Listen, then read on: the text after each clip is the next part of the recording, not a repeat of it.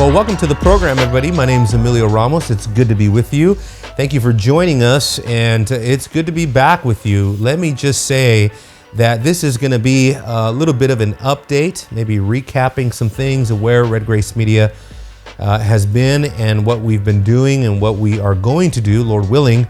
But as you've maybe noticed, we haven't posted anything in a while, and that's because I've been kind of battling some sickness with pneumonia. Pneumonia is no joke, and double pneumonia with a little bit of bronchitis in there is really no joke. And so it's been a struggle to get the strength to really focus on making these videos and the content for these videos. And so I just wanted to give you an update, let you know why I haven't been posting consistently on the channel, but I hope to get back up to speed and hopefully start producing that content on a regular basis again. I really enjoy it, and I want to thank all of you guys. We just hit 9,000 subscribers, and so we're grateful for that, excited about that, and hope that you'll continue to join us and continue to like and share and subscribe to the channel, people that are joining us for the first time. And so let me just kind of jump into where Red Grace Media has been. You know, some time ago, we kind of relaunched the channel, and I started doing what I call the new apologetics, where we focused on new issues that I think are facing the church in the 21st century, especially dealing with issues like transhumanism and globalism and pluralism, with an emphasis on Eastern religion, particularly different Hindu concepts, Eastern spirituality, Eastern mysticism, and Buddhism that has really begun to take root and take hold in the Western culture. And I would say that in the West, it seems as if at the corporate level, there is an embrace of, I would say probably especially Buddhistic and Hindu type concepts, so that although for a time Islam was more of a politically correct posture for a lot of liberal folks, really the Eastern spirituality has become more of a tool now in the hand of our culture. It kind of seems to fit perfectly with the marketing ethos and with the moral ethos of what we're looking at today in a postmodern world, where you have really in Hinduism and in Buddhism concepts and ideas of a general sort of spirituality, customized spirituality, a spirituality that's more focused on the self, more focused on the individual, and more focused on private practice and what you want to do with your own spirituality, which just kind of fits perfectly following in the wake of a postmodern culture. Of course, America has just kind of come out of postmodernity, and a lot of people in sort of cutting edge philosophical circles are now concluding that postmodernism is essentially dying. No one is really excited about postmodernity. And what is emerging now is not so much a postmodernity, but it is a pagan spirituality. And so Peter Jones has written voluminously on this, and we promote his material regularly because I think Peter Jones just has nailed it. But you see this with a lot of people out there that are talking about what's coming in the future for America in terms of spirituality, and it's all about personal, customized spirituality that you operate on a digital platform accompanied by technology and apps that help you with things like meditation and mental wellness and spiritual wellness. And all of that is of an Eastern kind. And so although our culture is very quick politically in an act of political correctness to support something like Islam for their own political ambitions and their own reasons, it's very quick to embrace an Eastern spirituality because it essentially is all moral, and ultimately it's most pliable to a secular and postmodern, relativistic, and narcissistic kind of culture, which is what we're living in. And so the new apologetics focuses a lot on that. We also talked about transhumanism and the idea of, you know, how technology is just going to be increasingly intrusive into your life, all encompassing, totally immersive, and also post-humanism, this idea that what is behind sort of the transhumanist movement and the zeal behind transhumanism is ultimately to arrive at another stage of sort of forced evolution, or what some people are even calling bypassing evolution altogether as we achieve humanity 2.0. And now that post-humanist vision, even according to some of the most idealistic futurists, admittedly, that post-human future is sort of a sensationalistic approach to technology. Very few people take it actually very seriously, but we're really facing this transhumanist future where what will become the rage, I believe, in the next 10 years is certainly going to be implantables. And so you're already seeing that. We've already done episodes on that. You can go back and watch previous episodes on that very thing. And so that's why we introduce the new apologetics and kind of bring the idea of our apologetic, the Christian worldview, specifically with the methodology of presuppositionalism, Van Tillian apologetics, and those kind of arguments, but continue to use those arguments in such a way that we face the challenges of the 21st century. I think that is absolutely important, and that's something that the church really, really needs to focus on. And so part of the new apologetics is to say that if we think in the 21st century, we are going to continue to combat as the main threat to American culture and spirituality are things like Mormonism, Jehovah's Witnesses, Catholicism in the old traditional sense. I think things have changed. I really do. I think that we can continue to focus on the major world religions, but if we don't incorporate issues like globalism and transhumanism and religious pluralism at that geopolitical level and that globalist level, all of these things kind of sort of intertwining now, creating this matrix of a 21st century culture that is quite unlike anything we've ever seen. And I do subscribe to that idea that the 21st century is unlike anything we've ever seen in the history of man, and even in the short history of modern man. I think the 21st century promises to be something that is quite distinct, quite unique. And so I think what we'll witness in the 21st century is humanity and groups and governments and politicians and globalist entities who attempt to kind of push the envelope in this direction or another, whether it's radical socialism, radical transhumanism, radical sexuality, pansexuality, whatever it is, we're going to see unprecedented change in our culture. And so that's what the new apologetics really serves to do. And now those new apologetic episodes are much more polished. They're much more edited. And I enjoy producing content like that. That may end up being exclusive to AGTV. Of course, I have a partnership with AGTV where they have taken some of my content and put that up on their platform, their streaming platform, which is great. If you haven't subscribed to that, you need to subscribe to AGTV right now. Just go to watchagtv.com. You can get a subscription and start watching content, including, matter of fact, I just uploaded a brand new series called The Mountain of God, a Biblical Theology by Lane Tipton, which I produced as a biblical theology to really tie together the idea of mountain theology and how that informs the overarching work of Christ in Scripture. And Lane Tipton, of course, in the way in which only he can actually do theologically, just absolute genius, the way that he produced and presented that material.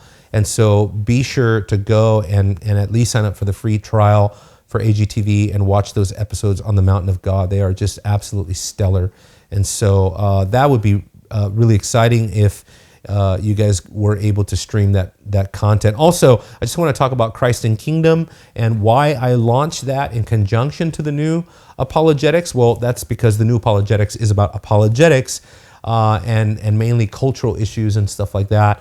But Christ and Kingdom is going to give me the ability to talk about issues that are not strictly confined to apologetics. And so definitely in Christ and Kingdom, I want to talk about theological issues that I believe are absolutely pressing for the church. And so I think as we think about Christ and Kingdom, look for content that's much more on the theological end of things. And I know for content or for the channel's sake, I know that heavy theological content typically doesn't get the most hits and the most likes and the most shares and things like that, which is totally okay with me. I'm just passionate about the theology, the theology that I really care about and that I think is absolutely important and pertinent to where the church is today. And so we need to discuss various aspects of where the church is, both the evangelical church at large and also the Reformed church. Well, some of those theological ideas have to do with the doctrine of God. I would say I'd want to start there just to kind of let you know what's coming, what I aim to do, and what I'm planning to produce is a series of episodes where we look directly at the doctrine of God and at the Trinity, because I think those topics and that doctrine of God, and specifically as we get down into the details of our Trinitarian theology, becomes very, very important. And I think that what you're seeing is a frenzy today on doctrine of God issues. Of course, much of that was perpetuated by subordinationist kind of ideas, EFS, and other ideas like ERAS, that for those of you that don't know what that is, eternal relations of authority and submission, those kind of ideas that some people view as subordinationistic and heretical. I would say at bare minimum, they're concerning and they require a response that is distinctly reformed. And now let me just touch on that, but I'll speak to that in a moment here, because I do believe that what we need and what we're in a sense missing today in this entire conversation of the doctrine of God is a distinctly reformed approach to this entire subject. And there's reasons why I say that. And the one reason I want to say that is because of the influence of Thomas Aquinas. Now, Thomas Aquinas has written in the Summa and in other aspects of his writings, like his commentaries on John and his commentary on Romans, for example, he gets into issues that directly touch upon not just the doctrine of God, but as the doctrine of God immediately begins to sort of imply or begin to connect us to our doctrine of man and our doctrine of creation and how God and man relate. And so when we're thinking about the influence of Thomas Aquinas, I believe that there is a response to Thomas Aquinas where we can still benefit from what he says regarding things like aseity, impassibility, God being pure act, for example, actus purus, which I think is right. I think all of those issues that he talks about, in many ways, he is right on those issues, although he may approach those issues at times from a more philosophical, some would say even a rationalistic approach. But ultimately, when we look at from a Reformed theology, when we look at it from, let's say, the systematics that we have in Reformed theology, you can see as you study Berkhoff and Bavinck and Turretin, Calvin, of course, or if you study somebody like Warfield or Gerhardus Voss, or you take somebody even like Van Til and what he has written in the systematic theology. But when you look at it from a distinctly Reformed theological grid, and then you interpret Thomas in light of that, I think there is a tension there. There is an ability to profit from what Thomas wrote, because we don't want to dismiss Thomas, absolutely not. But there's also the caution that if we don't approach things distinctly from that Reformed perspective, that what you're going to have in the end is what Thomas called the deeper Catholic conception. And that is going to have direct impact on your doctrine of man, anthropology. It's going to have direct impact on your doctrine of salvation, soteriology. It's going to have a direct impact on the doctrine of glorification, and so it impacts your eschatology ultimately, your pneumatology ultimately. And so those kinds of things are, I think, some of the reasons why we need to respond to these issues regarding the doctrine of God. And one of the things I'm working on right now with Dr. Lane Tipton is because Lane is finishing up and publishing and soon to release a book on the Trinitarian theology of Van Til, Cornelius Van Til. And I've already read the book. Lane was kind enough to forward me the PDF before it releases. And so I've read the book. It's absolutely profound profound. It's kind of on the order of a master's level, sort of PhD level kind of a book. It's kind of like if you've read Brandon Ellis's book on the aseity of the Son. It's kind of at that level. It's maybe not as technical, but it's pretty technical. I think it's the gravity of Lane's book, the technicality and the advanced level of that book. I don't know that 90% of Reformed Christians are going to be able to really grasp that book without really, really careful meditation and extensive study. But I don't say that to say, hey, there's a book coming out, it's beyond your grasp, and you won't be able to understand it. But to say that there is a book coming out that is going to make a really profound contribution to all of what we're hearing today on the doctrine of God. And as of right now, unless I read something else, because I've read pretty broadly, I've read Ellis, I've read some of the stuff that's being written by classical Trinitarian guys like Matthew Barrett and others, Craig Carter and others.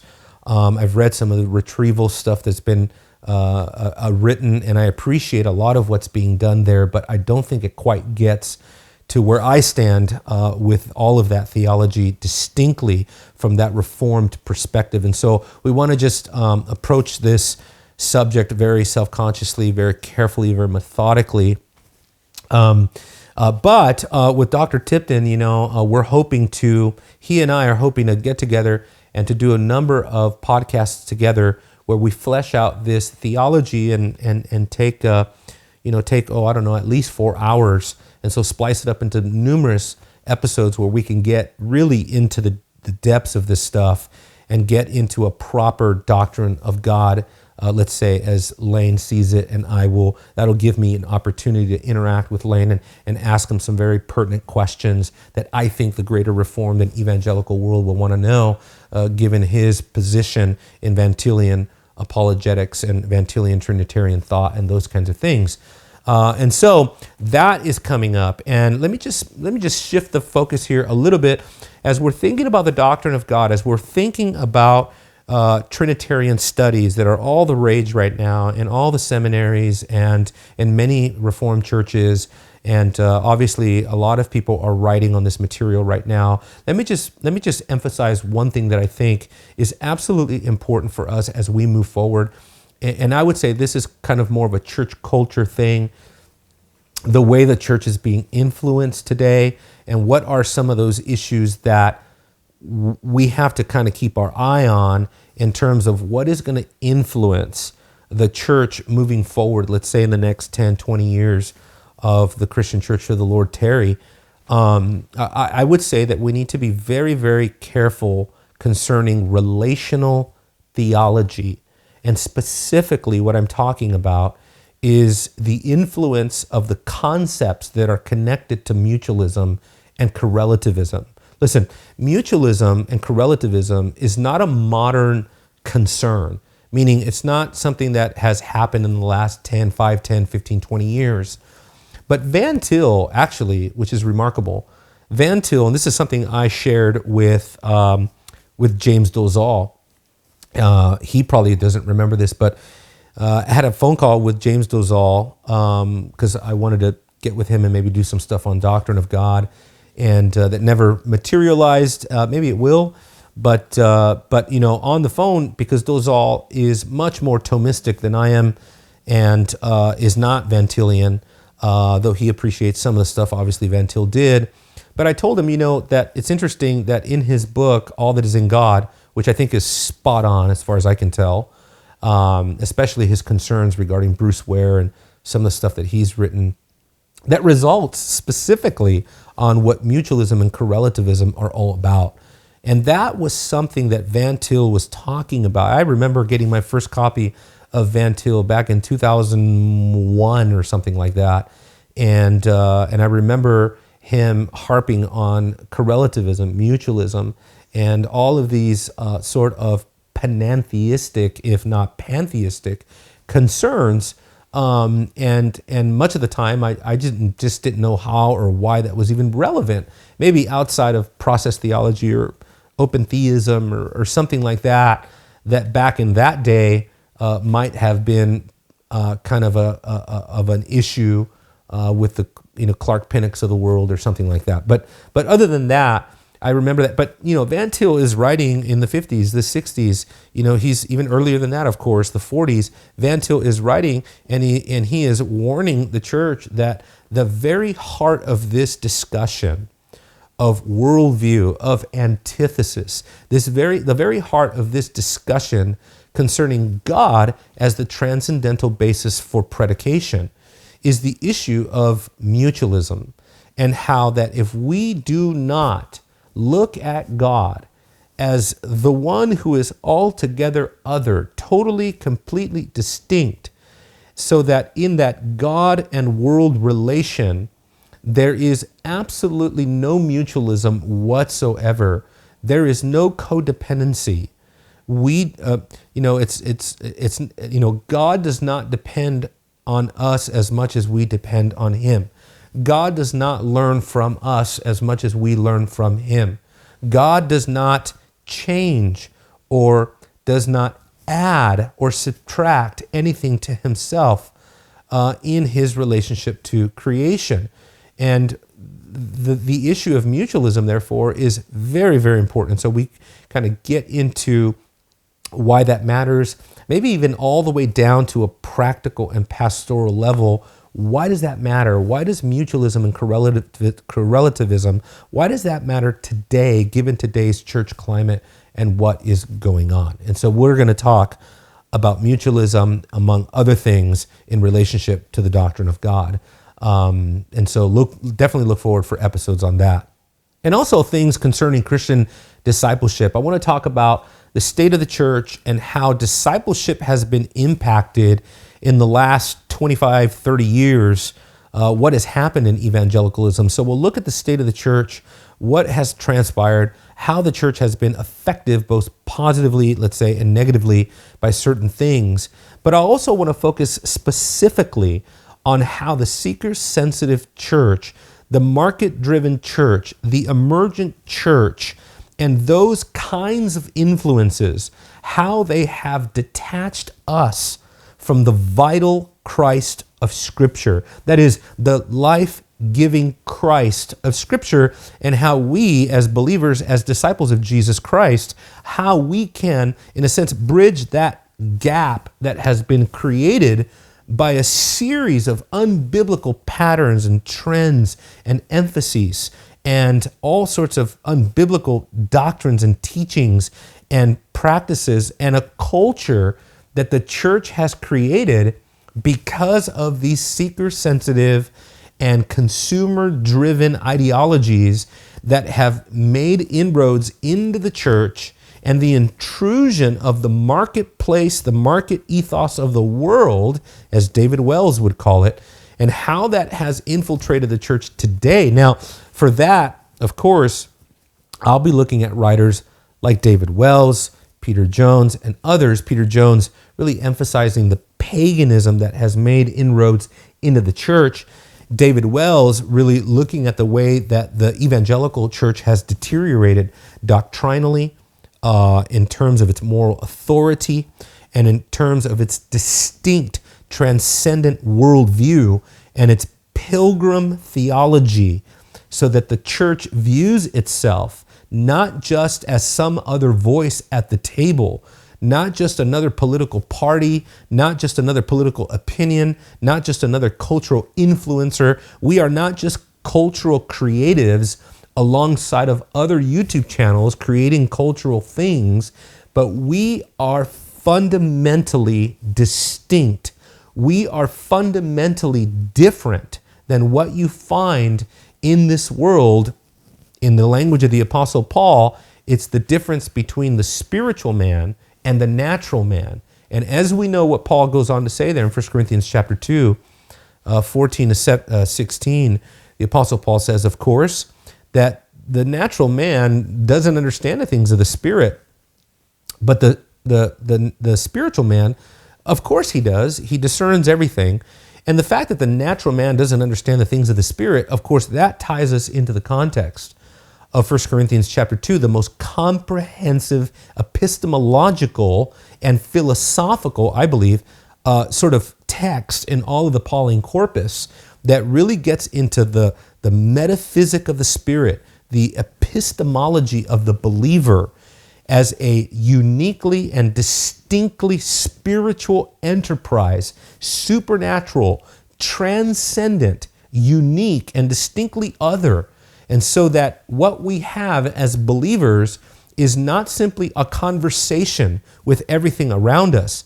In a sense, who we are fundamentally, our core identity as Christians, as believers, is fundamentally distinct, being rooted in the wisdom of God and distinct from the world around us. And so I definitely want to talk about the state of Christian discipleship.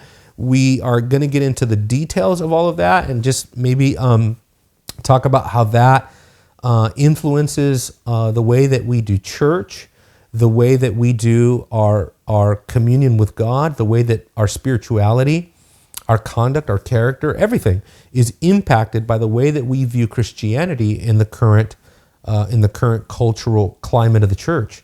And so I hope that you'll stick around for all that. I hope you'll look forward to those kind of episodes. I will, definitely. And so trying to strengthen my health and get back to full strength. And I hope that this little update and kind of announcement of what's coming, the agenda for 2022.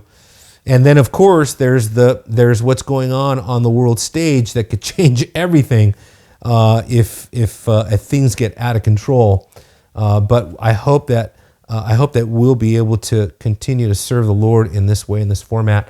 And so stick around for Christ and Kingdom and those episodes. And also be sure and look us up on AGTV, and hope that you enjoy the content there. If you haven't so far, make sure you like, share, subscribe to the channel, and I hope that you leave comments and questions for me as well on these episodes so that we can do Q&A episodes in the future.